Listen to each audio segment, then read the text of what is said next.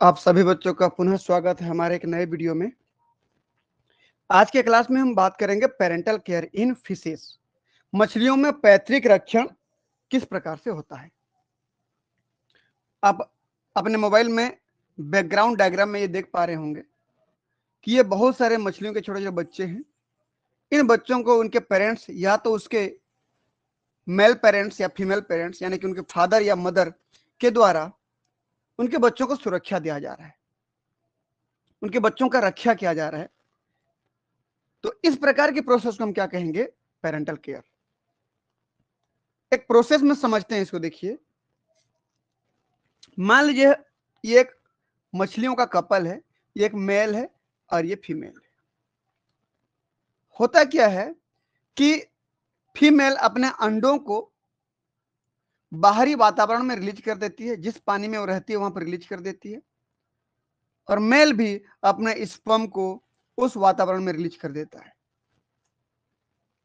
Result में यह होता है कि ये स्पर्म और ये ओवम आपस में फ्यूज हो जाते हैं। इस प्रोसेस को आप क्या कहते हो? फर्टिलाइजेशन। फर्टिलाइजेशन होने के बाद अब ये जो एग है, अब ये फर्टिलाइज्ड एग बन जाता है। फर्टिलाइज्ड एग, जिसको आप जायगोट के नाम से जानते हो। अब ध्यान से देखिए, ये जो फर्टिलाइज्ड एग है ना, ये बाहरी वातावरण में, इन्वायरमेंट में, पानी में है। ठीक। अब अगर इन दोनों पेरेंट में से मेल या फीमेल जो ऊपर में हैं, ये पेरेंट्स थे, उनके माता पिता थे, इन दोनों पेरेंट में से कोई भी यदि इसकी देखभाल नहीं करेंगे तो कोई दुश्मन आएगा, इसको खा देगा, ये खराब हो जाएगा, खत्म हो जाएगा। इसीलिए मेल या फीमेल या दोनों के दोनों इस फर्टिलाइज्ड एग की सुरक्षा करते हैं। ठीक। और दूसरा, ये तब तक सुरक्षा करते हैं जब तक उससे निकलने वाले बच्चे पूरी तरीके से आत्मनिर्भर न हो जाएं, खुद का जीवन जीने योग्य न हो जाएं, खुद का पालन पोषण करने लायक न हो जाएं, तब तक उनकी सुरक्षा करते हैं। इस प्रोसेस को कहा जाता है पेरेंटल केयर। तो देखिए, ये इन्वायरमेंट में फर्टिलाइज एग है। जब सही समय आता है, सही टेम्परेचर, सही प्रेशर में, सही पीएच में, जब सही समय आता है, सही इन्वायरमेंटल कंडीशन रहता है, तो ये फर्टिलाइज एग में हैचिंग होती है। हैचिंग मतलब होता है अंडे के फटने से अंदर जो एक बच्चा बन रहा होगा वो बाहर निकलना। ये प्रोसेस क्या कहलाता है? हैचिंग कहलाता है। तो अब हैचिंग की प्रोसेस होती है, जिससे अंडों से क्या निकलेंगे? ये बच्चे निकलेंगे। जब बच्चा बाहर निकलता है तो उसको हम फ्राई के नाम से जानते हैं। किस नाम से जानते हैं? फ्राई। 1 से लेकर 2 सेंटीमीटर लंबा होता है बच्चा, यानी कि बहुत छोटा। अभी उसके केवल आंख और उसका मुंह बना होगा, समझ लीजिए आप। फिर धीरे धीरे जब वो धीरे धीरे भोजन करना शुरू करेगा, उसकी लंबाई बढ़ती जाएगी। जब 10 से 15 सेंटीमीटर की लंबाई हो जाएगी, तब वो फिंगरलिंग्स कहलाता है। तो ये फ्राई कहूं या फिंगरलिंग्स कहूं, ये छोटे मोटे नन्हे मुन्ने ही तो हैं। ये अपना जिंदगी तो जी नहीं पाएंगे अभी, इनके माता पिता के छत्र छाया में जीना पड़ेगा। तो मैं वही कह रहा हूं कि फर्टिलाइज एग हो या उनके नन्हे मुन्ने बच्चे हों, इनकी सुरक्षा उनके या तो माता के द्वारा या पिता के द्वारा या दोनों के द्वारा तब तक दिया जाता है जब तक कि ये नन्हे मुन्ने बच्चे खुद के जीवन जीने योग्य न हो जाएं, आत्मनिर्भर न हो जाएं, या स्वयं स्वतंत्र रूप से जीने लायक न हो जाएं। तो इस प्रकार की बिहेवियर को जो माता पिता ने अपने बच्चों के लिए दर्शाया, इस बिहेवियर को पेरेंटल केयर कहते हैं। याद रखिए कि चाहे माता हो या पिता हो, जो भी पेरेंटल केयर शो कर रहा होगा, जब तक ये बच्चे आत्मनिर्भर न हो जाएं, तब तक ये माता या पिता दूसरी बार बच्चे पैदा नहीं करेंगे। तो अपनी दूसरी या तीसरी, आप जो बोलिए, सेकेंड या थर्ड टाइम के जो रिप्रोडक्शन है, उस रिप्रोडक्शन को नहीं होने देते हैं। यानी कि वो अपना इतना कॉस्ट चुकाते हैं, इतना कीमत चुका करके प्रेजेंट में उपस्थित, वर्तमान में उपस्थित बच्चों की सुरक्षा करते हैं। तो कहने का मतलब यह हुआ कि माता पिता अपना पर्सनल लॉस करके, पर्सनल लॉस मतलब वो अगली बार रिप्रोडक्शन करके और बच्चे पैदा कर सकते थे, लेकिन वर्तमान में उपस्थित बच्चों के चलते उन्होंने दूसरी बार प्रजनन नहीं किया और बच्चे पैदा नहीं किया। तो ये अपना खुद का पर्सनल लॉस करके ये वर्तमान में उपस्थित बच्चों की फिटनेस को बढ़ाते हैं। बच्चों की फिटनेस को बढ़ाना मतलब, फिटनेस का मतलब यहां पर है कि इस बच्चे का डेवलपमेंट होने देना। देखो यहां पर फिटनेस का मतलब मैं बता रहा हूं, फिटनेस का मतलब है development and survival. Development plus survival, यानी कि ध्यान से देखिएगा, इन माता पिता के द्वारा अपने फर्टिलाइज एग का, अंडों का, या उनसे निकलने वाले छोटे छोटे बच्चों का, जिसको फ्राई या फिर फिंगरलिंग्स कहते हो आप, उनका सुरक्षा करना। ये देखिए, ये माता पिता पेरेंटल केयर दे रहे हैं, लेकिन इसके लिए ये कीमत चुका रहे हैं, कॉस्ट, इसके लिए कॉस्ट लगता है भाई। कॉस्ट मतलब कीमत। तो कौन से कीमत पर ये अपने बच्चों की सुरक्षा कर रहे हैं? कॉस्ट क्या है बोलने पर, ये अभी जब तक ये बच्चे छोटे हैं तब तक वो दूसरा बच्चे पैदा नहीं करेंगे, ठीक है ना। तो कॉस्ट क्या है? कॉस्ट है सबसे पहले तो रिप्रोडक्शन लॉस कर रहे हैं, सेकेंड रिप्रोडक्शन, सेकेंड या थर्ड जो भी होगा, कॉस्ट में रिप्रोडक्शन,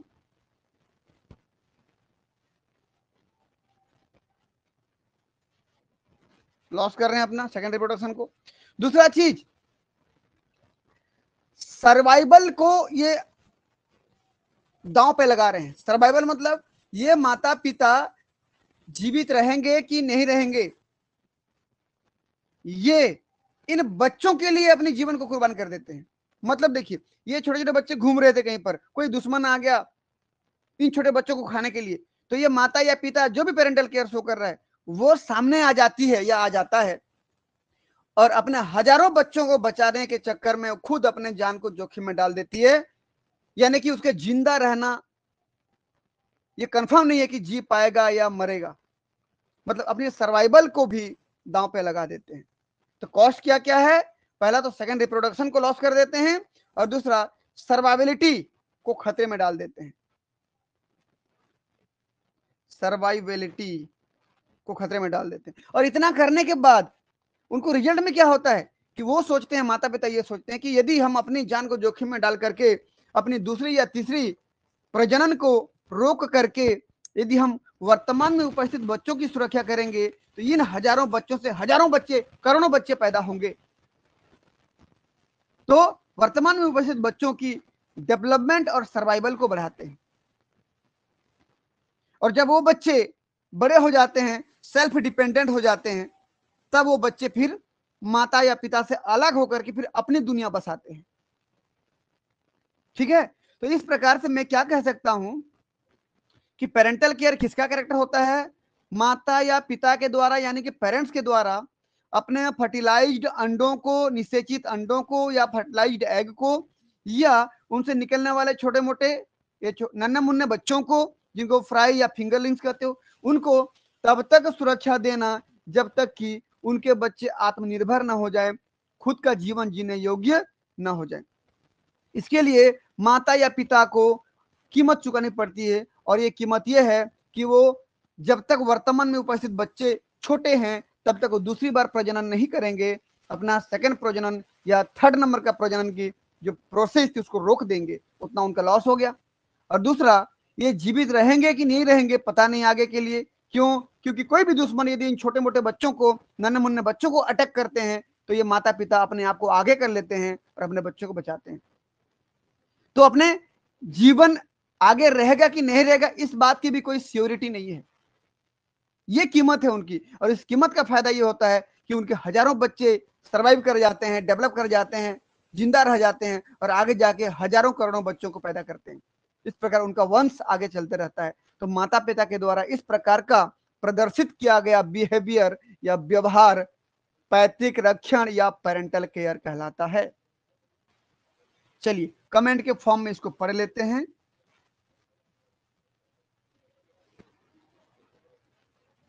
देखिए भाई, parental care involve traits, traits मतलब लक्षण, एक्सप्रेस्ड बाय पेरेंट्स, पेरेंट्स यानी माता पिता, माता पिता के द्वारा एक्सप्रेस करने वाला या बिहेवियर को प्रदर्शित करने वाला जो कैरेक्टर है वो पेरेंटल केयर है। That are directed toward their offspring, या फिर एग, एग यानी कि फर्टिलाइज्ड एग, ये अपने बच्चों को या अपने अंडों को सुरक्षा देने के लिए इस प्रकार का व्यवहार प्रदर्शित करते हैं। And that enhance the offspring fitness, इसकी वजह से उनके जो बच्चे हैं, बच्चों के जिंदा रहने की प्रोबेबिलिटी या संभावना बढ़ जाती है। फिटनेस का मतलब क्या है? डेवलपमेंट और सर्वाइवल। जब माता पिता अपने नन्हे मुन्ने बच्चों की सुरक्षा करते हैं तो बच्चों के जिंदा रहने की संभावना बढ़ जाती है और वो डेवलपमेंट करते हैं, ग्रोथ करते हैं और आगे जाके फिर वो अपने बच्चे पैदा करने लगते हैं। These traits often incur a cost to the parents on survival and reproduction. इस प्रकार के व्यवहार को प्रदर्शित करने के लिए माता पिता को बड़ी कीमत चुकानी पड़ती है, और वो कीमत क्या है बोलने पर, वो दूसरी बार प्रजनन नहीं कर पाएंगे। जब तक एक बार पेरेंटल केयर की अवस्था में रहेंगे तब तक अगला प्रजनन नहीं करेंगे, और साथ ही साथ वो जीवित भी रहेंगे कि नहीं इस बात की कोई गारंटी नहीं है। क्यों? क्योंकि कोई दुश्मन आया तो दुश्मन की वजह से बच्चों को बचाते बचाते हो सकता है ये खुद मारे जाएं। तो इस प्रकार का एक बिहेवियर, विशिष्ट प्रकार का बिहेवियर, जिसमें माता पिता अपने जीवन की परवाह किए बिना अपने आने वाले रिप्रोडक्शन को रोक करके वर्तमान में उपस्थित बच्चों की सुरक्षा करते हैं, ये बिहेवियर कहलाता है पेरेंटल केयर। ये पेरेंटल केयर अलग अलग प्रकार के मछलियों में, अलग अलग प्रकार के फिशेस में अलग अलग तरीके से एक्सप्रेस किया जाता है, क्योंकि फिशेस की बहुत सारी डायवर्सिटी इस दुनिया में है।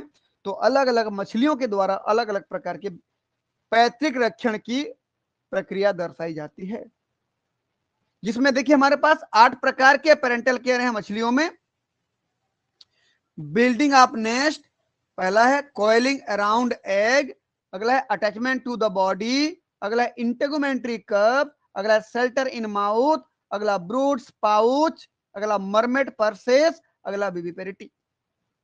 याद रखना इतने प्रकार की मछलियों की डाइवर्सिटी है, कोई हर मछली हर प्रकार की पेरेंटल केयर के बिहेवियर को प्रदर्शित नहीं करेगा। तो किसी पर्टिकुलर स्पीसीज के लिए पेरेंटल केयर की बिहेवियर स्पेसिफिक प्रकार का होगा, केवल उसी प्रकार का व्यवहार शो करेगा।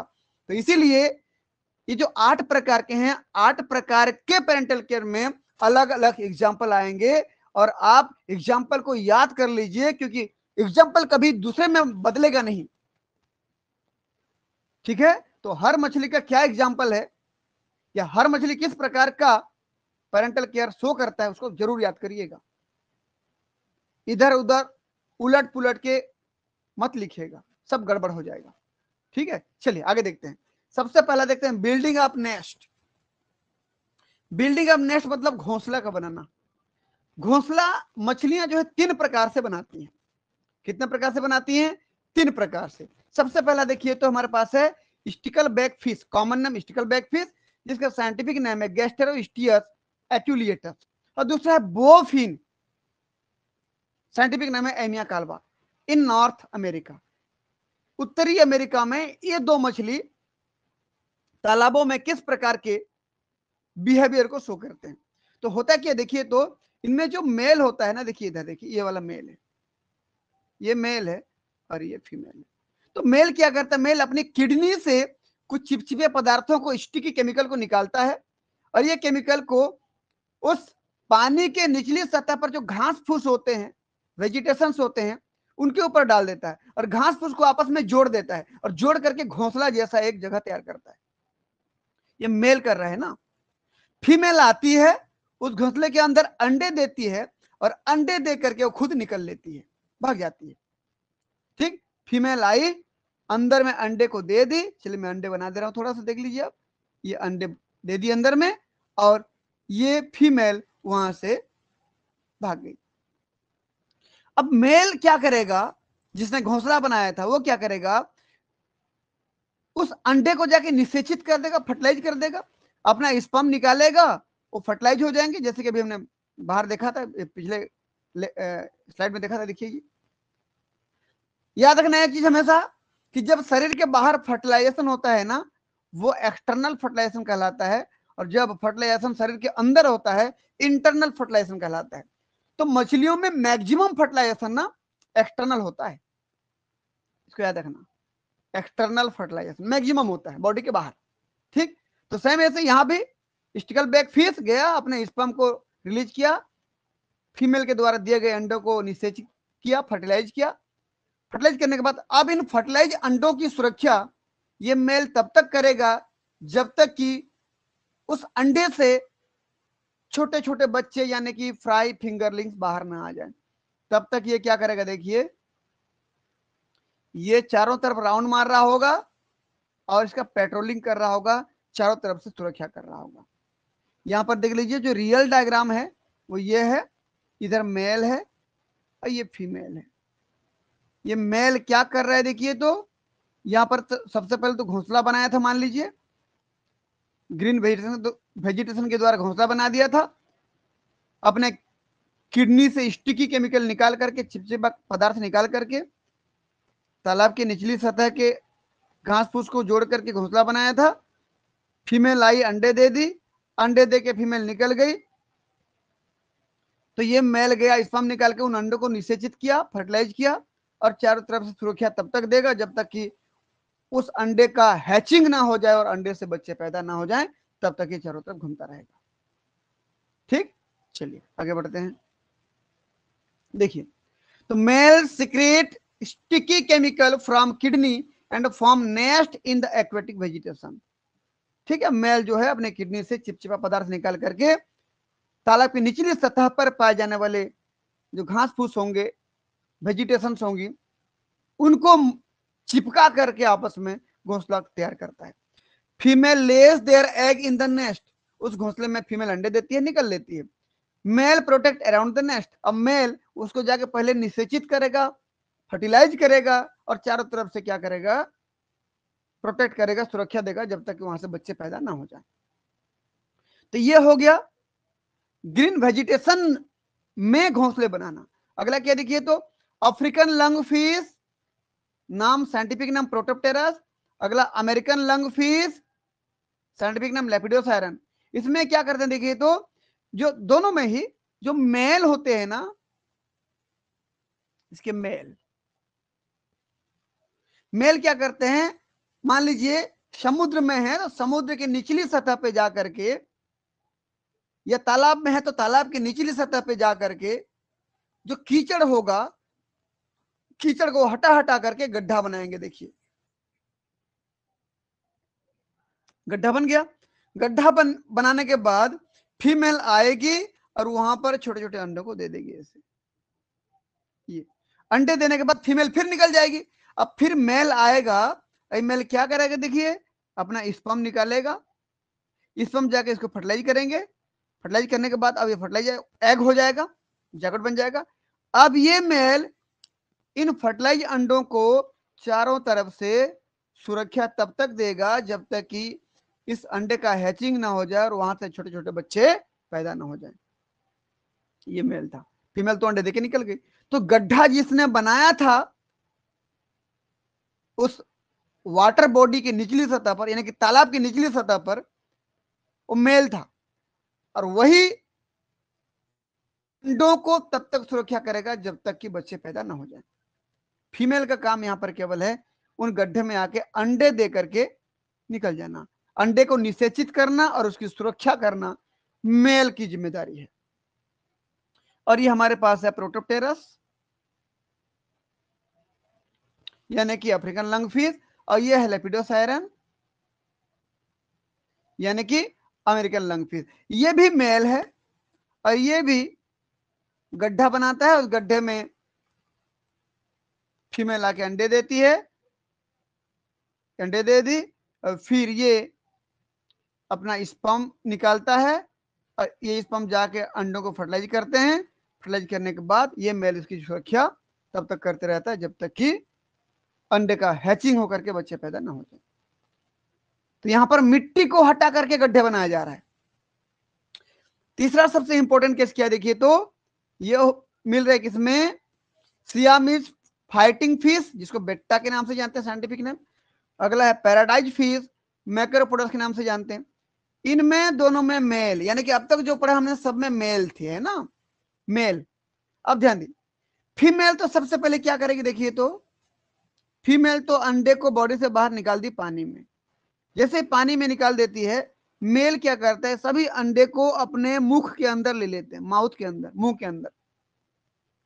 ये एग है, ये अनफर्टिलाइज एग है,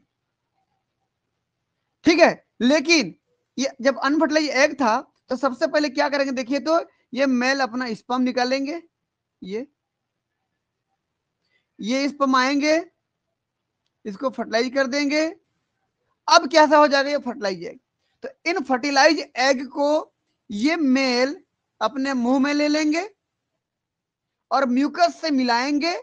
मिलाने के बाद उसको थ्रो कर देंगे, बाहर फेंक देंगे। ये जब थ्रो कर देंगे तो उसमें क्या क्या देखिए भाई, एक तो फर्टिलाइज्ड एग है, एक तो फर्टिलाइज्ड एग प्लस दूसरा क्या था, म्यूकस है, चिपचिपा पदार्थ, और तीसरा यहां पर है एयर बबल, एयर बबल। ये तीनों मिलाकर के, एयर बबल का रोल क्या है, एयर बबल होने पर क्या होता है, ये पूरा स्ट्रक्चर हल्का हो जाएगा, हल्का होगा तो पानी में तैरने लगेगा। तो एयर बबल की वजह से ये पानी में तैरने लगता है, इसीलिए इस प्रकार के घोंसले को बोलते हैं हम फ्लोटिंग नेस्ट, तैरने वाला घोंसला, फ्लोटिंग नेस्ट। देखिए भाई, ये फ्लोटिंग नेस्ट, ठीक है। यदि आपको समझ में आता है तो यूट्यूब में यस करके लिखिएगा आप लोग कमेंट में, है ना। यूट्यूब में यदि आप देख रहे हैं तो कमेंट बॉक्स पे यस करके लिखिएगा। और यदि ऐसा वीडियो और चाहिए आपको तो कौन सा वीडियो चाहिए, किस टॉपिक पे वीडियो चाहिए, वो कमेंट में करके भेजिएगा, ठीक। चलिए, तो इस मेल ने इस फ्लोटिंग नेस्ट को मुंह से बाहर फेंक दिया, पानी में तैर रहा है ये, और तैरते तैरते पानी की सतह पे आ जाता है ये फ्लोटिंग नेस्ट। ये फ्लोटिंग नेस्ट। अब ये फ्लोटिंग नेस्ट के आसपास ये मेल घूमता रहेगा, और कब तक घूमता रहेगा, जब तक कि इसके अंदर के अंडे हैचिंग से बच्चे को बाहर न निकाल लें। भाई जैसे ही सही समय, सही वातावरण, सही अनुकूलन मिलता है, टेम्परेचर, प्रेशर, पीएच, सैलिनिटी, नमक की मात्रा, ये सब जब सही हो जाता है तो अंडे से बच्चे निकलते हैं, फिंगरलिंग्स, फ्राई वगैरह जो बोल रहा था मैं, पहले तो फ्राई होगा फिर फिंगरलिंग्स। तो इन बच्चों के निकलते तक ये मेल आसपास घूमते रहेगा। सेम चीज किसके साथ होता है, ये पहला वाला सियामीस फाइटिंग फिश है, यानी कि बेट्टा फिश है इसका नाम, ये बेट्टा का मेल है, ठीक। तो अगला वाला क्या है भाई, देख लीजिए, ये मैक्रोपोडस है,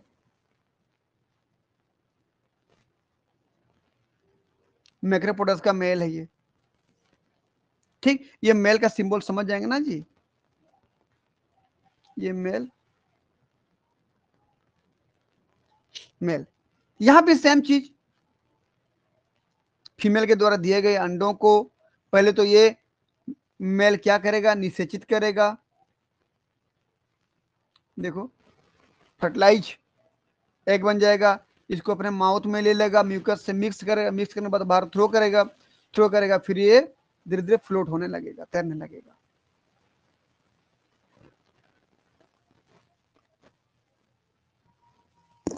ये फ्लोटिंग नेस्ट। तो तीन अलग अलग प्रकार के घोंसले बन गए, देखिए भाई। तो male store egg in mouth, egg मतलब हमेशा जहां जहां एग बोल रहा हूं आपको ये याद रखना है, मैं फर्टिलाइज एग की बात कर रहा हूं। Egg in mouth and thrown to egg with mucus, mucus air bubble और एग यानी कि फर्टिलाइज एग, तीनों मिला करके फ्लोटिंग नेस्ट बने और पानी के ऊपर में तैरने लगे। एक चीज याद रखना, यदि आप लोग नोट्स बना रहे हो तो मैं जो जो एक्सप्लेन कर रहा हूं आप अपने भाषा में अपने शब्दों में लिखिए, क्योंकि मैं अगर सब लिखता तो हमारा थ्योरी ज्यादा लंबा हो जाता। चूंकि मैं एक्सप्लेन कर रहा हूं तो आप उस एक्सप्लेनेशन को पूरा सुनिए और इसका नोट्स बनाइए। ठीक है, चलिए आगे बढ़ते हैं। तो सबसे पहला हमने क्या पढ़ा अभी, बिल्डिंग अप नेस्ट। देखिए बिल्डिंग अप नेस्ट में हमने 3 प्रकार के घोंसले के बारे में बात किया। पहला घोंसला जो कि वेजिटेशन में बन रहा था, दूसरा घोंसला जो कि समुद्र की निचली सतह पर या तालाब की निचली सतह पर मिट्टी को हटा करके बना रहे थे, सॉइल को हटा करके, और तीसरा वाला फ्लोटिंग नेस्ट था। तीनों के एग्जाम्पल अलग अलग हैं, याद रखना आप। अगला आते हैं कोयलिंग अराउंड एग।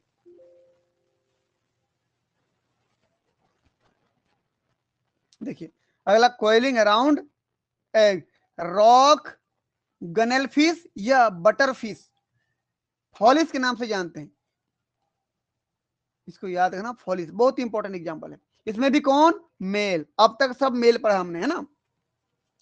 फीमेल क्या करती है, देखिए सबसे पहला काम तो है फीमेल का कि अंडे देना। फीमेल आकर के अंडे दे देती है, ये अंडे दे दी फीमेल ने। मेल क्या किया, इस अंडों के आसपास अपने स्पर्म को रिलीज कर दिया। देखिए मेल ने अपना स्पर्म रिलीज कर दिया, ये देखिए ये स्पर्म आके प्रत्येक अंडों को क्या कर दिया, फर्टिलाइज। तो सभी के सभी अंडे फर्टिलाइज हो गए। और फर्टिलाइज होने के बाद ध्यान रखना, फीमेल ने अंडे दे दिया, उसका काम खत्म, फीमेल निकल गई। मेल निषेचित किया अंडों को और अंडे के चारों तरफ कॉइलिंग होकर के कुंडली मार के, देखिए किस प्रकार से अरेंज हो गया, ये कुंडली मार के चारों तरफ बैठ गया। देखिए और ये तब तक ऐसे उसके आसपास कुंडली मार के रहेगा जब तक कि इन अंडों से छोटे छोटे बच्चे ना निकल जाएं, यानी कि अंडे का हैचिंग होते तक, हैचिंग के बाद बच्चे के निकलते तक, बच्चे के सक्षम होते तक उनके आसपास रहता है। तो इस प्रकार की पेरेंटल केयर को कहते हो कॉइलिंग अराउंड एग, अंडे के चारों तरफ कुंडली मार के उनकी सुरक्षा करना। ये देखिए फॉलिस का ये मेल है भाई, है ना, ये फॉलिस का मेल है, ये भी फॉलिस का मेल है। ये एग फर्टिलाइज एग है, याद रखना। ठीक, तो जो एक्सप्लेन किया जा रहा है उसको नोट्स बनाइए आप, क्योंकि मैं यहां पर जानबूझ के थ्योरी में नहीं लिखा हूं, क्योंकि नोट्स हमारा लंबा हो जाएगा। मैं एक्सप्लेन कर रहा हूं, आप अपना नोट्स उतारिए। चलिए सेकंड नंबर हमारा हो गया। देखिए थर्ड नंबर पे आते हैं, अटैचमेंट टू द बॉडी। बहुत इंपॉर्टेंट है ये, अटैचमेंट टू द बॉडी। इसमें क्या होता है देखिए, तो कि सबसे पहले फीमेल ने अंडे दिया होगा, बॉडी के बाहर निकाला होगा ये अंडों को। उसके बाद इन अंडों को ये मेल क्या क्या होगा, देखिए तो अपना स्पर्म निकाला होगा और इसको फर्टिलाइज कर दिया होगा। देखिए फर्टिलाइज कर दिया, फर्टिलाइज एग बन गया। और फिर क्या क्या होगा, देखिए यही मेल इन सभी फर्टिलाइज एग को लेकर के अब कैसा हो गया, ये फर्टिलाइज एग, फर्टिलाइज एग को अपने सिर में लेके चिपका दिया। और ये सिर में चिपका करके तब तक घूमते रहेगा जब तक कि सही वातावरण ना आ जाए, सही टेम्परेचर, प्रेशर, सैलिनिटी सब कुछ सही ना हो जाए, और इसके सिर में चिपके हुए अंडों से, अंडों के फटने से, अंडों के हैचिंग से बच्चे ना निकल जाएं। जब बच्चे बाहर निकल जाएंगे तो ये मेल अब उससे क्या हो गया, आजाद हो गया। ये भी मेल है भाई, याद रखना, है ना। एग्जाम्पल क्या है, कर्टस।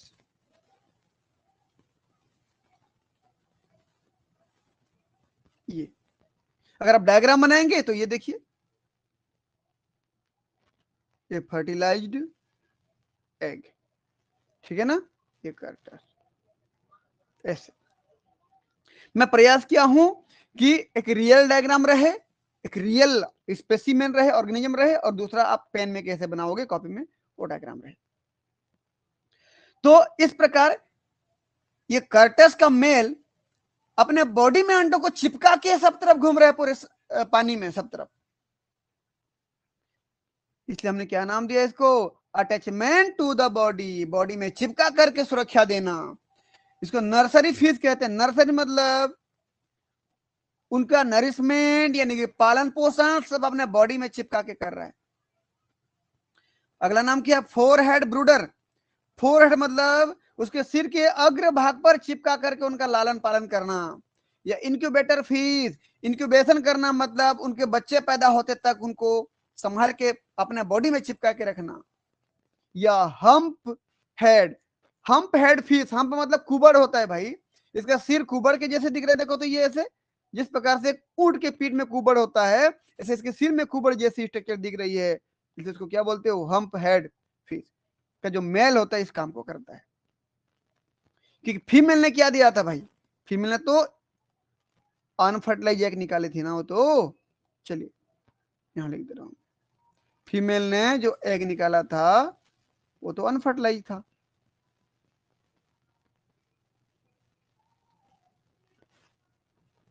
लेकिन जैसे ही मेल का यहां पर स्पर्म रिलीज हुआ,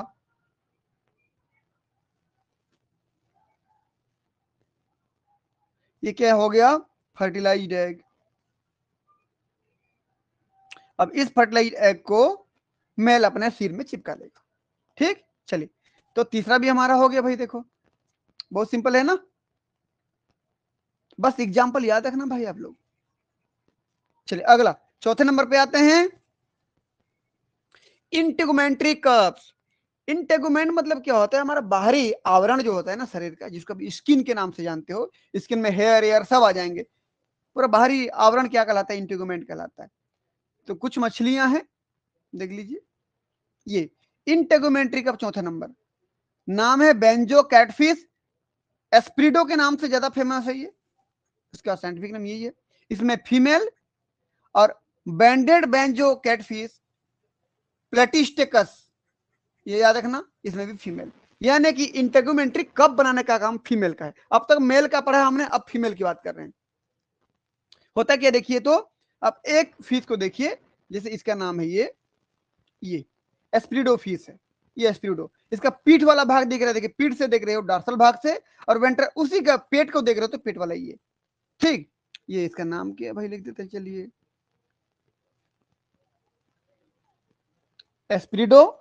एस्प्रिडो में ये डॉर्सल, एस्प्रिडो का फीमेल है ना, फीमेल में ये वेंट्रल रीजन है, वेंट्रल साइड है ये, और ये डॉर्सल साइड है, पीठ वाला हिस्सा है। अब देखिए होता क्या है कि एस्प्रिडो में उसके वेंट्रल साइड पर कुछ स्किन के फोल्ड बाहर निकलते हैं, कप की तरह, कप जैसे होता है ना, कप जिसमें चाय पीते हो आप, वैसे कप की तरह कुछ फोल्ड बाहर उभरी रहती हैं, और उसी में अपने अंडों को ये छुपा लेती है, चिपका देती है। आप ऐसे देखिए, ये चारों तरफ ये कप जैसी उभारे निकली है, समझ लीजिए ऐसे, ठीक। कहां पे बोल रहा हूं मैं, ये वेंट्रल रीजन पर कप जैसी उभारे यहां पर निकली हुई है, तो अंदर की तरफ गड्ढा हो जाएगा ना, तो इस गड्ढे वाले भाग पर ये अपने ही अंडों को चिपका देती है। जब डायग्राम बनाएंगे तो ये देखिए बगल में पेन वाला डायग्राम भी दे दिया गया है, अब कैसे बनाओगे उसको वो भी दे दिया गया है। ये एस्प्रिडो फीमेल है ये, और कौन सा साइड है बोलने पर, वेंट्रल साइड। कैसा एग चिपका हुआ है, फर्टिलाइज्ड एग,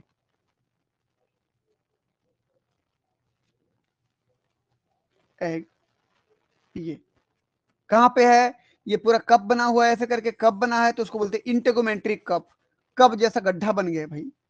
अगर आप अपने हाथों में, मैं बोलूं कि तालाब से पानी को उठाए दोनों हाथों से, तो आप कैसे करेंगे, दोनों हाथों को ऐसे जोड़ेंगे, पानी को उठाएंगे ना ऊपर, तो पानी जहां पर रहेगा गड्ढा जैसा होगा कि नहीं आपके हथेली में, बस वैसा ही हथेली जैसी स्ट्रक्चर बन गई है यहाँ पर, यहाँ पर,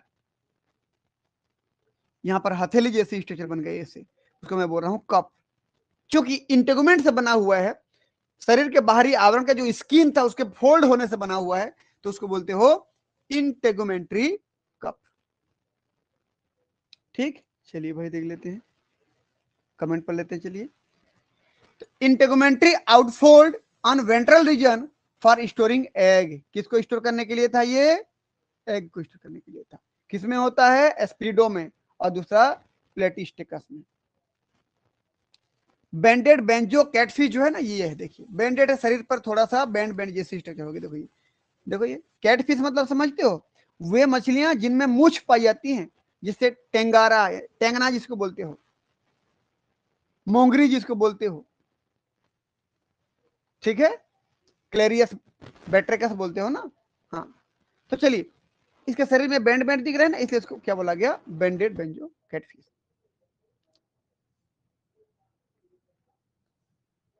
चलिए, तो यहाँ पर एक बार फिर दिखा दो डायग्राम। देखिए, वेंट्रल साइड पर फर्टिलाइज्ड एग चिपके हुए हैं।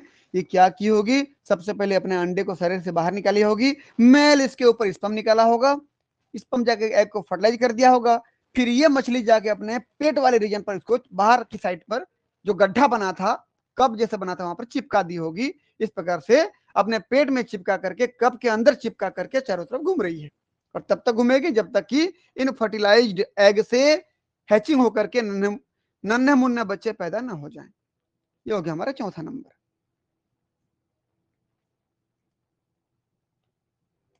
चलिए, पांचवा पे आते हैं, शेल्टर इन माउथ। मुंह में आश्रय देना, मुंह में छुपाना, अपने बच्चों को विपरीत परिस्थिति में मुंह में ढक लेना, ये तो शेल्टर इन माउथ। शेल्टर मतलब होता है आश्रय देना होता है। ठीक, तो थ्रेडफिन सी कैटफिश, जिसको अरियस के नाम से जानते हो, उसमें मेल इस काम को करता है, और दूसरा माउथ ब्रीडर, यानी कि जो मुंह में अपने अंडों, अपने बच्चों को छुपाता है, इसका नाम है तिलापिया। आप अपने सामान्य भाषा में तेलपिया कहते हो, इसका नाम तिलापिया मोजम्बिकस, इसका साइंटिफिक नाम है ना। इसमें फीमेल, तो होता क्या, देखिए, सबसे पहले तो क्या होगा, फीमेल अंडे बाहर की तरफ देगी, अपने शरीर से बाहर अंडे देगी। इन अंडों को मेल आके क्या करेगा? निषेचित करेगा। देखिए, फीमेल ने पहले तो अपने अंडे को पानी के बाहर दिया, ये अनफर्टिलाइज्ड एग किसके द्वारा दिया गया? ये फीमेल थी, ये तिलापिया है ना। बस थोड़ा सा रुक जाए।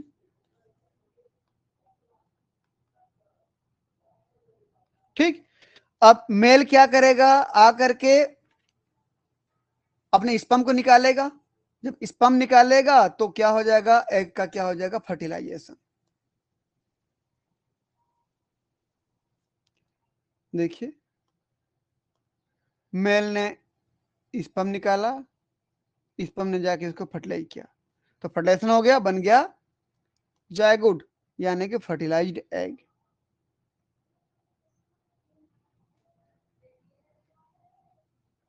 Fertilised egg. अब इन फर्टिलाइज्ड एग से बच्चे पैदा होंगे। देखिए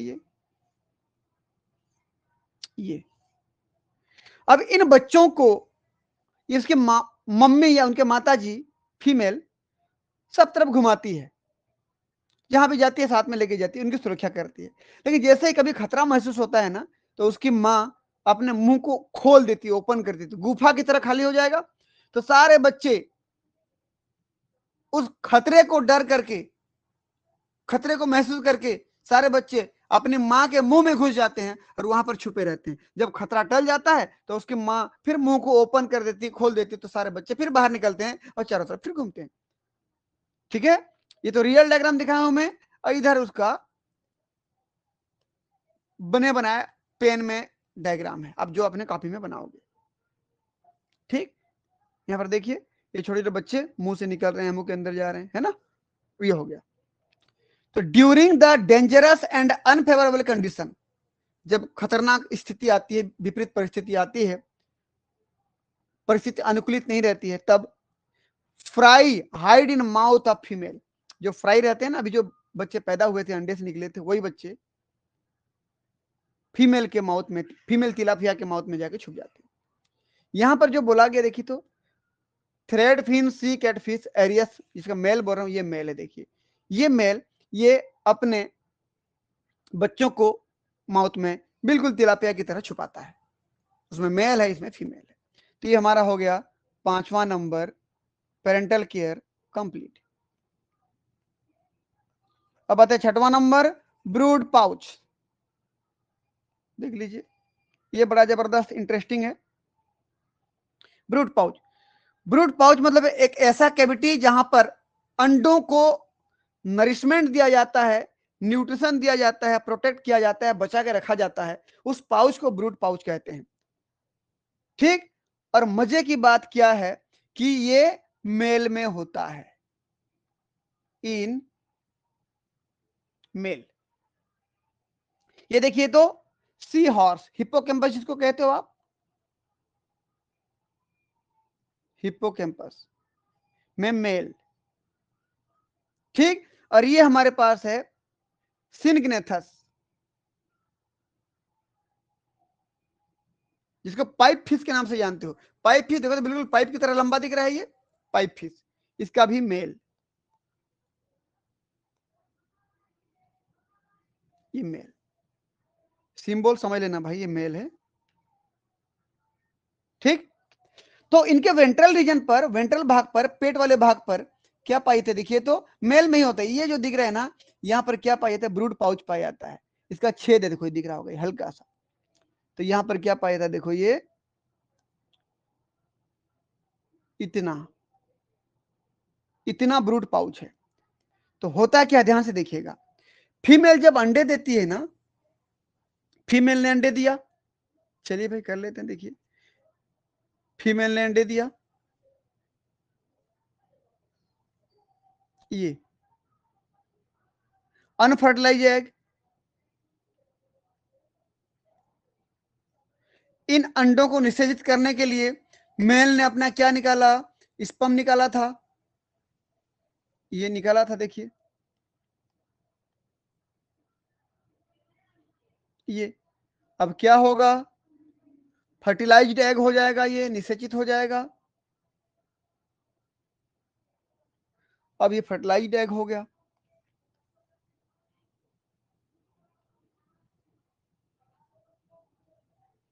अब इन फर्टिलाइज्ड एग को फीमेल क्या करती है, इस मेल के पेट में उपस्थित जो पाउच है, जिसको ब्रूड पाउच के नाम से जानते हैं, वहां पर लेकर के ढकेल ढकेल करके अंदर भर देती है। इसके अंदर फर्टिलाइज्ड एग हैं। अब देखो फर्टिलाइज्ड एग किसके पेट में चले गए, पेट में जो पाउच था मेल के ना, फर्टिलाइज्ड एग को डाल दिया गया किसके पेट में, मेल के पेट में। अब ऐसे लगेगा कि मेल प्रेग्नेंट है, यहां पर मेल ने गर्भ धारण किया है, ऐसे लगेगा, लेकिन ऐसा नहीं है। वो अंडे फीमेल के थे, वो उन अंडों को बाहर निकाल करके फर्टिलाइज होने के बाद उस अंडों को मेल के पेट में, ब्रूड पाउच में डाल देती है, और वो खुद चली जाती है घूमने। अब इधर जिम्मेदारी से कौन उबर नहीं पाता है, मेल। ये ब्रूड पाउच है, ब्रूड पाउच। अब होता क्या है कि जब सही समय स्थिति परिस्थिति आता है, तो अंडे के हैचिंग के बाद अब उसके पेट से मुन्ने बच्चे बाहर निकलना शुरू हो जाते हैं। देखिए कैसे निकलेंगे, देखिए तो छेद से निकलेंगे ऐसे करके, ये छोटे छोटे बच्चे देखो, ये ऐसे। ठीक। अब डायग्राम कैसे दिखेगा, देखिए ये मेल था, देखो ध्यान से कितना सुंदर दिख रहा है डायग्राम। ये मेल हिप्पोकैम्पस था। क्वेश्चन पूछा जाता है छत्तीसगढ़ का नक्शा या मैप किसके आकृति के जैसे दिखता है, तो हिप्पोकैम्पस जैसे ना, जिसको सी हॉर्स बोलते हो आप। एक होता है हिप्पोपोटामस, ठीक है, हिप्पोपोटामस जो भैंस जैसे दिखता है भाई, पानी में पड़े रहता है, मेमल्स है। ठीक। ये हिप्पोकैम्पस, ये फीस है, इसका नाम समुद्री घोड़ा है। हिपोपोटामस का नाम दरियाई घोड़ा है, दरिया में पड़े रहता है हमेशा पानी के अंदर। ठीक है, अब यहां पर देखिए तो इस ब्रूड पाउच से देखिए नन्ना मुन्ना बच्चे कैसे निकल रहे हैं, देखो तो यहां से, ये यहां से निकल रहे हैं ऐसे सब, ये ब्रूड पाउच से निकल रहे हैं। अब जब ये बच्चे को बाहर निकाल रहा होगा तो हमको बाहर से देखने वाले लोगों को ये लगेगा कि मेल बच्चे पैदा कर रहा है।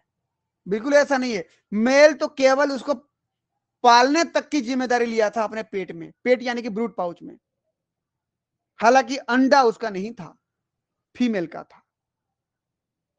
फीमेल तो निर्दयी थी जो अपने बच्चों को किसी और के पास जिम्मेदारी देकर के छोड़ के चली गई थी। ठीक है, चलिए, तो सेम ऐसे इसके साथ होता है, ये सिनग्रेथस, इनके पास भी पाउच होता है, देखिए ये पेट में ये पाउच होता है ऐसे, ब्रूड पाउच यहां पर ऐसे, ये ब्रूड पाउच,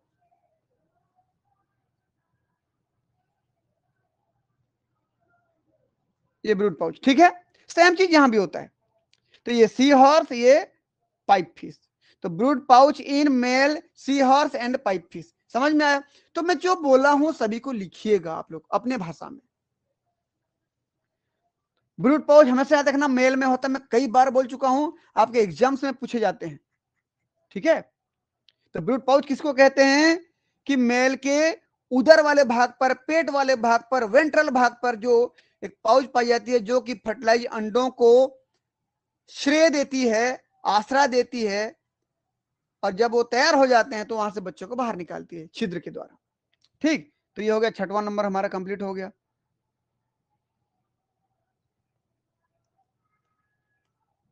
ये हो गया।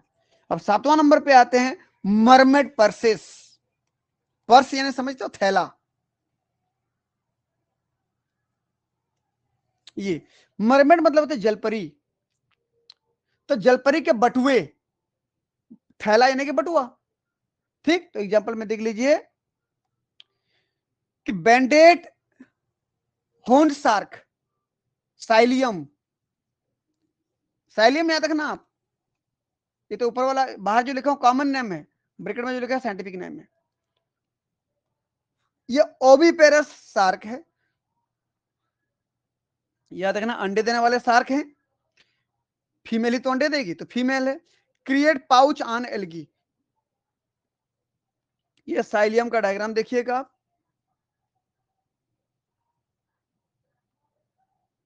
साइलियम में ये फीमेल, तो सबसे पहले क्या करेगी, ये अंडे देती है भाई, देख लीजिए ये अंडे दी। दूसरा काम क्या होता है कि जैसे अंडे देती है, चारों तरफ जो एल्गी होते हैं ना, समुद्र में जो एल्गी होते हैं, उन एल्गी को लेकर के अंडों के चारों तरफ घेर लेती है। ठीक, अब एक एक अंडे के चारों तरफ एक एक थैला बनाएगी, जितने अंडे होंगे उतना थैला बनेगा। तो देख लीजिए, जैसे ये अंडा था, ये था, फीमेल कर रही है सब, देखिएगा ना, ये अंडा था, इसके चारों तरफ देखिए तो, चलिए मैं इस अंडे को ऐसे कर दूं, ये देखिए चारों तरफ एल्गी का बना हुआ थैली मिल गया,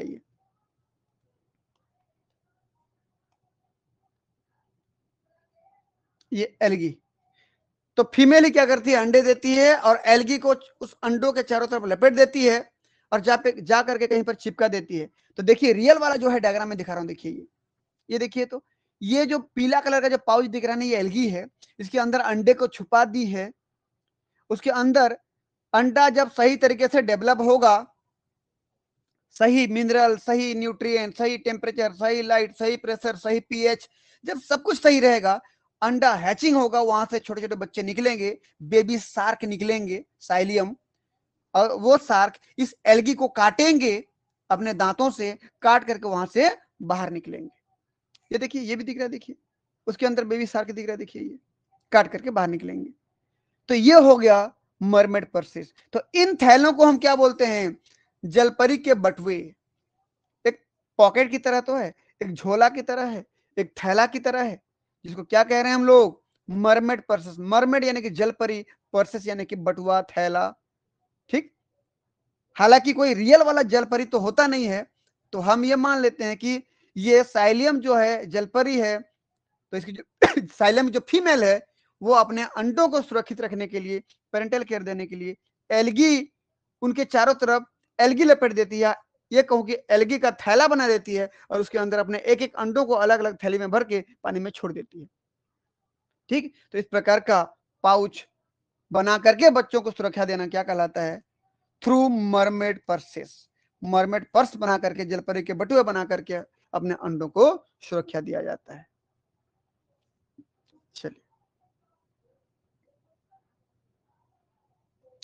7वां नंबर हो गया। अब आते हैं 8वां नंबर पे भाई। चलिए, 8वां नंबर का जो है सबसे हाईली डेवलप्ड पेरेंटल केयर है विवी पेरिटी। विवी पेरिटी मतलब अब तक हमने क्या बोला, सभी मछलियां अंडे देते हैं, बाहर अंडे निकालते हैं, लेकिन विवी पेरिटी में ये मछलियां बच्चों को जन्म देते हैं।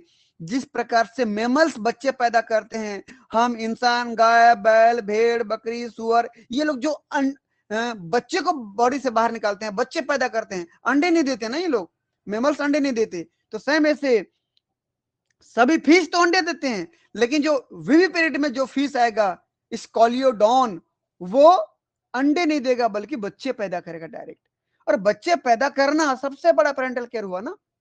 देखो आप ध्यान से देखिएगा, ये देखिए विविपेरिटी डायरेक्ट बच्चे जन्म देना। तो डॉग फिश जिसको कुत्ता मछली बोलते हो आप, स्कॉलियोडॉन। अगला सर्फ फिश, एम्बियोटोका। अगला साइनर पर्च फिश, साइमेटोगेस्टर। ये देखिए, पहला वाला ये है, दूसरा वाला ये है, और तीसरा वाला ये है, ठीक। तीनों फिश के बारे में मतलब कहानी सेम है, डायग्राम अलग अलग है। चलिए मैं एक बार आपको दिखा दूं। ये स्कॉलियोडॉन यानी कि डॉग फिश, ये सर्फ फिश, और ये साइनर फिश, ठीक है। तीनों अलग अलग फिश है। तीनों में एक ही प्रोसेस होता है कि अब ये अंडे को बॉडी से बाहर नहीं निकालेंगे, तो क्या होगा फिर? ये अंडे अंदर ही रखते हैं अपने बॉडी के अंदर, बॉडी के अंदर अंडे हैं। मेल आएगा, फर्टिलाइजेशन कैसे करेगा? अपने स्पर्म को इस सार्क के अंदर अपने स्पर्म को ट्रांसफर करेगा, स्पर्म जाएगा उसके बॉडी के अंदर ही फर्टिलाइज कर देगा ओवम को, जैगोट बन जाएगा। अब जैगोट अंदर ही डेवलप होगा, इसका मतलब उसके अंदर यूटरस मिलेगा, गर्भाशय मिलेगा। ये समझ लीजिए, ये गर्भाशय हो गया। तो गर्भाशय के अंदर कौन डेवलप हो रहा है? बच्चा डेवलप हो रहा है। जब बच्चा डेवलप हो जाएगा पूरी तरीके से, तो उस बच्चे को यहां से जन्म दिया जाएगा। जब बच्चे को जन्म दिया जाएगा तो आप देखिए, ये अगला वाला सार्क का बच्चा पैदा हो गया। ये समझ में आया? ऐसे तो बताइए, अगर ये सार्क, ये स्कॉलियोडॉन एक प्रकार का सार्क है ना, ये सार्क यदि अपने अंडों को बॉडी से बाहर निकालती, तो सबसे पहला काम तो अंडों को संभालने की जिम्मेदारी, लेकिन वो इस काम को मिनिमाइज कर दी। क्यों? क्योंकि वो अंडे को बाहर नहीं निकालती, अपने बॉडी के अंदर रह करके उसको पूरा डेवलप करती है, तो अलग से सुरक्षा देने की जरूरत नहीं है, तो सीधा एकदम डेवलप बच्चे को जन्म देती है।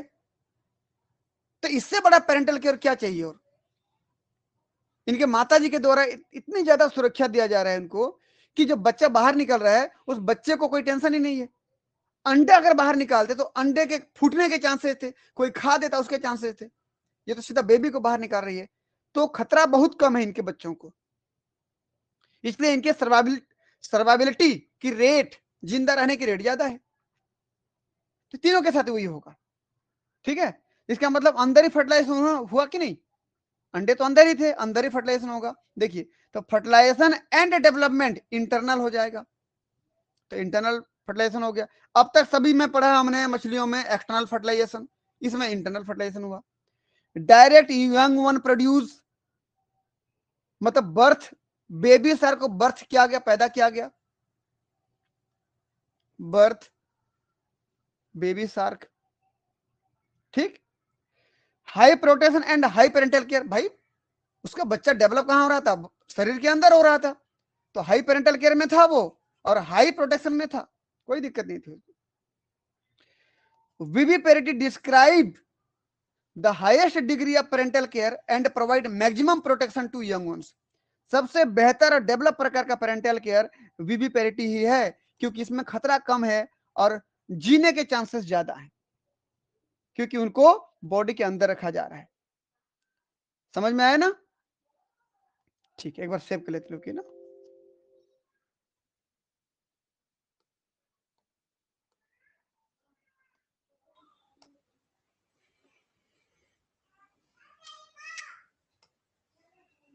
चलिए भाई आगे देखते हैं होता क्या। देखिए तो जैसे मान लीजिए स्केलोडन की बात करते हैं हम लोग।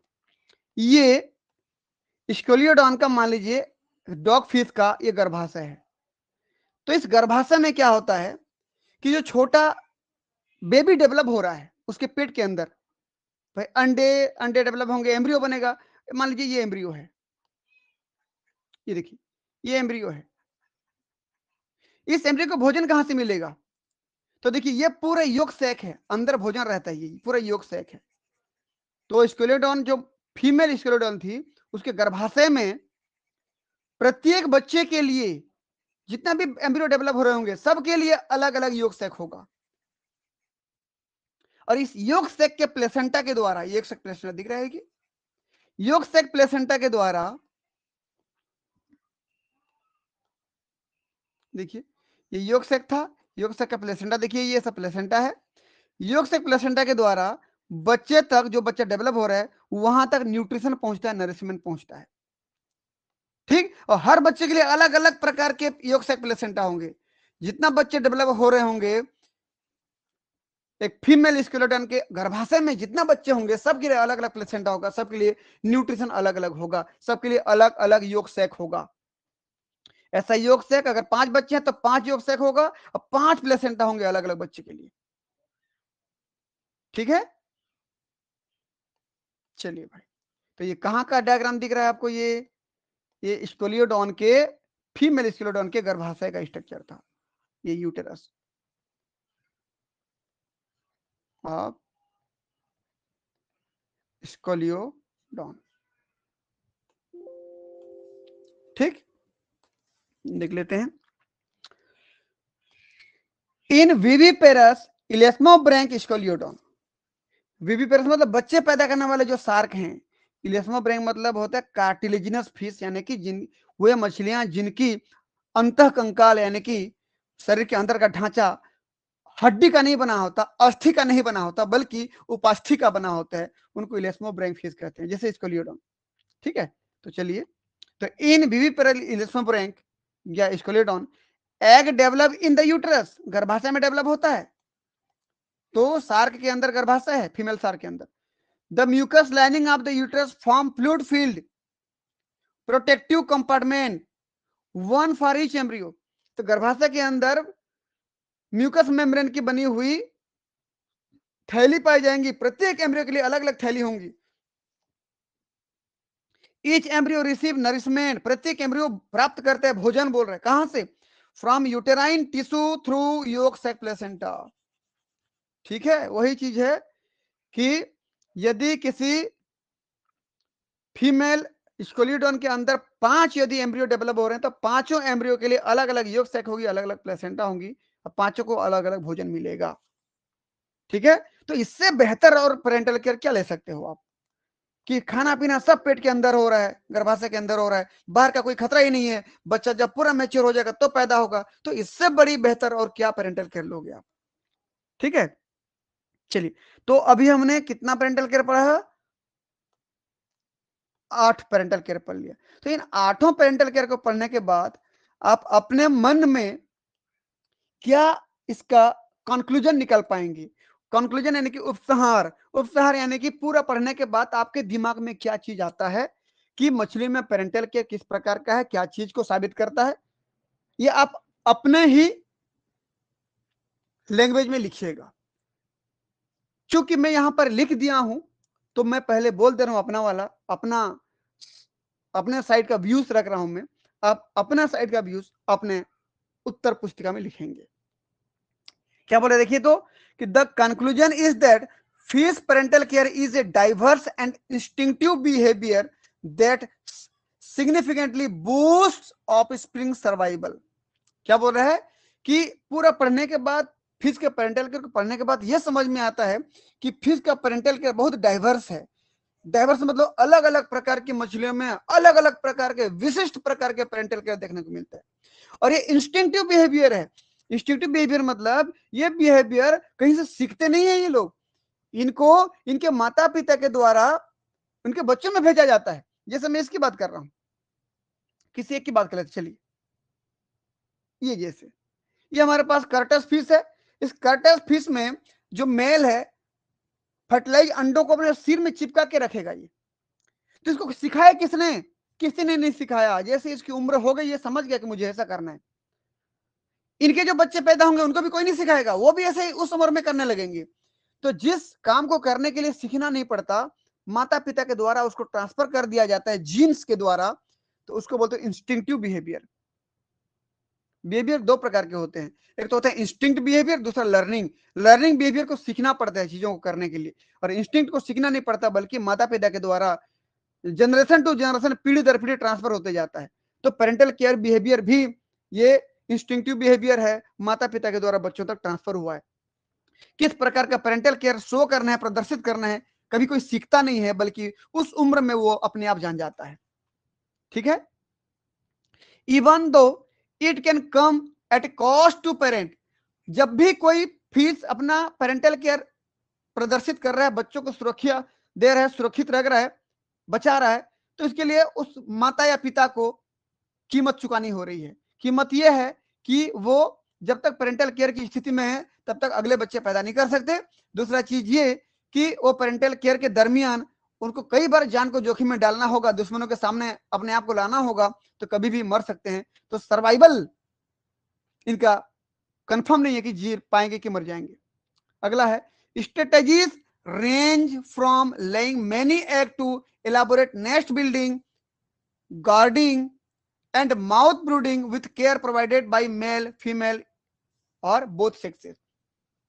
तो जब भी पेरेंटल केयर देखा गया कहां से होता है, अंडे से लेकर के, जब अंडे दिया जाता है, अंडे से लेकर के घोंसले बनाने तक, उनकी सुरक्षा करने तक, मुंह में बच्चों को छुपाने तक, ये सब काम किया जाता है। और इसमें मेल भी कर सकता है कुछ काम को, कुछ काम फीमेल भी करते हैं, या दोनों के दोनों सेम प्रकार की प्रोसेस को प्रदर्शित करते हैं। ठीक है। तो मतलब पेरेंटल केयर बहुत एक बड़ी प्रोसेस है, अलग अलग प्रजाति में अलग अलग प्रकार का होगा।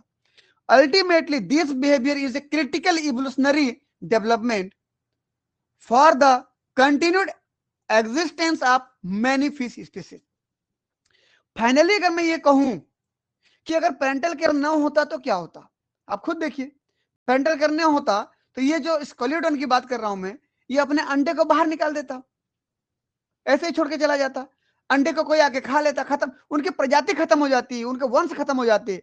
अगर ये सब पेरेंटल केयर नहीं होता ना, तो उनके बच्चे सब मारे जाते, कोई जिंदा नहीं बचते। और कोई जिंदा नहीं बचते तो क्या इनका इवोल्यूशन आगे होता? क्या ये अपनी वंश को आगे बढ़ा पाते? क्या नई नई प्रकार की और मछलियां बना पाते? क्या नहीं बना पाते। तो पेरेंटल केयर एक ऐसा प्रोसेस है जो सर्वाइबिलिटी को, जिंदा रहने की प्रोसेस को तो कंफर्म कर रहा है, और साथ ही साथ आने वाली इवोल्यूशन को एक नई दिशा दे रहा है।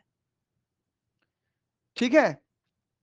तो इवोल्यूशनरी डेवलपमेंट में बड़ा रोल प्ले कर रहा है, और पेरेंटल केयर की वजह से सारे बच्चे अभी वर्तमान में उपस्थित हैं, मौजूद हैं, अन्यथा सारे मारे जाते। यानी कि जितनी भी मछलियों की प्रजातियां अभी मौजूद हैं वो सब पेरेंटल केयर की वजह से मौजूद हैं। पेरेंटल केयर नहीं होता तो सारे छोटे छोटे बच्चे किसी प्रीडेटर्स के, किसी दुश्मनों के खाना बन जाते, खुद किसी के खाना बन के खत्म हो जाते। तो इस प्रकार ये कंक्लूजन था पेरेंटल केयर, फिश में पेरेंटल केयर का। आप अपने हिसाब से अपने कंक्लूजन को लिख सकते हैं।